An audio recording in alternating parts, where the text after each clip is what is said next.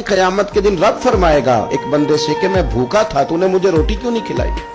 रब फरमाता है कि मैं प्यासा था, तूने पानी नहीं पिलाया। कपड़े लेके तू आया ही नहीं, मुझे कपड़े पहनाने चाहिए थे। तो बंदा अर्ज करेगा मालिक तू खाने से पीने से पहनने से पाक है। तो रब फरमाएगा वो जो तेरे पड़ोस में बंदा भूखा था तो बंदा तो मेरा ही था ना। वो जो तेरे जानने वालों में आदमी प्यासा था तो वो था तो मेरा ही बंदा। भाई गौर करेंगे आप बात पर, आप हुकूकुल इबाद का जो मसला है ना उसको आप समझें। हम लोगों ने समझ लिया कि बस ठीक है, खुल के मैं हाजी साहब कहलाऊं, खुल के मैं सूफी साहब कहलाऊं, मुझे लोग मुअल्लम कहें, मुझे लोग साहिब तकवा कहें और मुझसे लोग डिग्री लें, मैं लिख के दूं तो कोई नेक होगा, मैं लिख के दूं तो कोई नमाजी होगा। यूं ना कर, रब के बंदे हैं, इनसे प्यार करना सीख। अल्लाह की मखलूक के बारे में अपना रवैया